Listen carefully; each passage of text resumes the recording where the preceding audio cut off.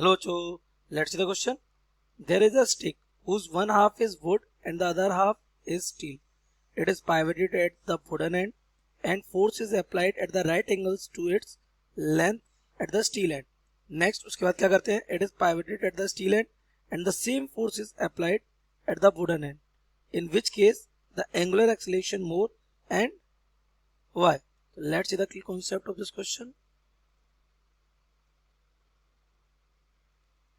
The key concept of this question is with a torque.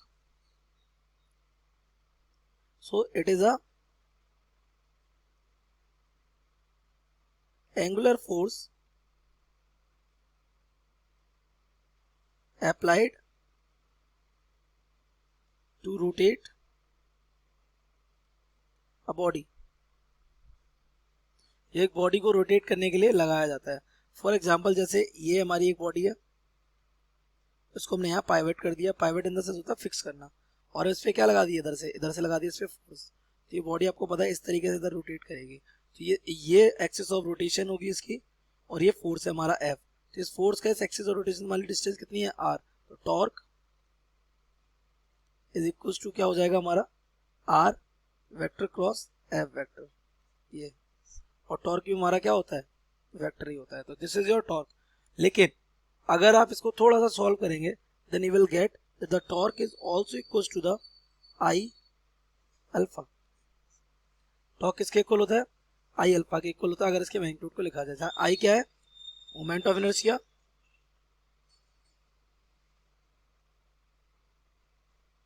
और alpha क्या है, angular acceleration. ये बिल्कुल आपका रिलेट करता है force is equal to mass into acceleration से. बट पॉइंट इज दिस कि हमारा ये फोर्स कौन सा है, एंगुलर. तो इनर्शिया भी कौन सा हो जाएगा, मास भी कौन सा हो जाएगा, एंगुलर मास. और ये एक्सेलेरेशन भी कौन सा हो गया, एंगुलर एक्सेलेरेशन.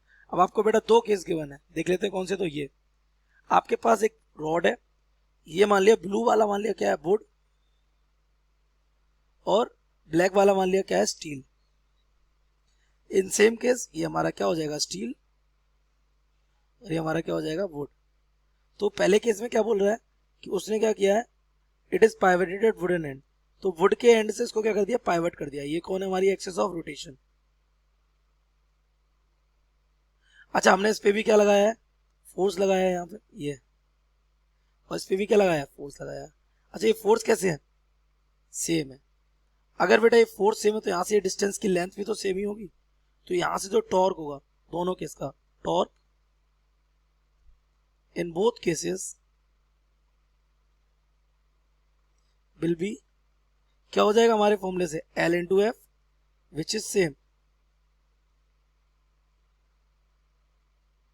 तो हम ये कह सकते हैं यहाँ से क्या, टाउ वन, ये केस वन मान लेते हैं, ये मान लेते हैं case second. Tau one equal क्या हो जाएगा, टाउ टू हो जाएगा. तो यहाँ से हमारा आ जाएगा moment of inertia one into alpha one is equal to moment of inertia two into alpha to.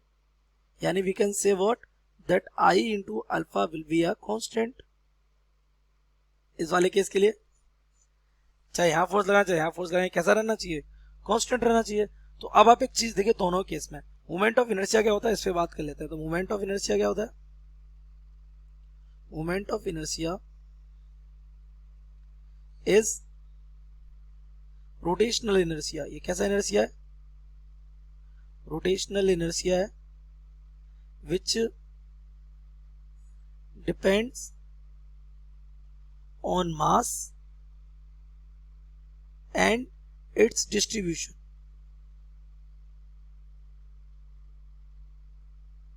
मास पर उसके डिस्ट्रीब्यूशन पर डिपेंड करता है. क्यों, क्योंकि मोमेंट ऑफ इनर्शिया हमारा होता है एम आर स्क्वायर.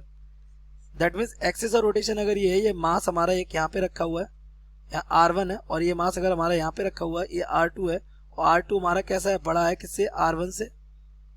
तो definitely moment of inertia second वाला कैसा होगा, बड़ा होगा. अब आप यहां देखिए, steel has more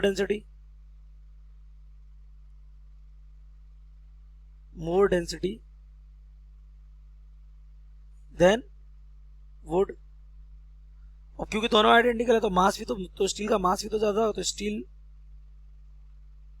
has more mass. Steel का मास कैसा है, ज्यादा. अब मास ज्यादा वाला कहाँ, डिस्टेंस पे ज्यादा है। इस केस में मोमेंट ऑफ इनर्शिया कैसा होगा, I1 वाला मोमेंट ऑफ इनर्शिया, यहाँ स्टील दूर है ना, देखिए इसकी डिस्टेंस स्टील कैसी है, दूर, और यहाँ कैसी है, पास।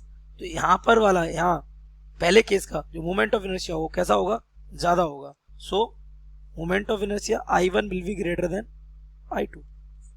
और अगर I1 हमारा ग्रेटर है इस केस में, तो आपको चाहिए क्या, अल्फा, एंगुलर एक्सीलरेशन। तो अगर I बढ़ गया इस केस में, तो इसमें अल्फा कैसा होगा, कम होगा। तो कम कम अल्फा किसका होगा, फर्स्ट केस का, और ज्यादा अल्फा किसका होगा, सेकेंड केस का। क्यों, क्योंकि मोमेंट ऑफ इनर्शिया किसका ज्यादा होगा, फर्स्ट केस का, मोमेंट ऑफ इनर्शिया कम किसका होगा, सेकेंड केस का। तो एक्सीलरेशन विल बी, तो एक्सीलरेशन सेकेंड वाला कैसा हो जाएगा, बड़ा हो जाएगा किससे, एक्सीलरेशन फर्स्ट वाले से। और यही आपसे पूछा है किस केस में ज्यादा होगा और क्यों होगा। तो in case second, acceleration will be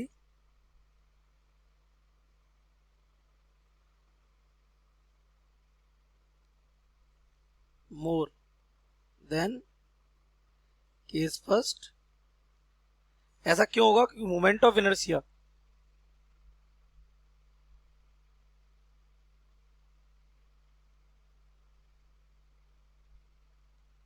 in case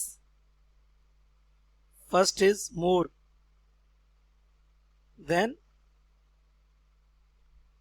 case second। I hope you have understood it well. Best of luck.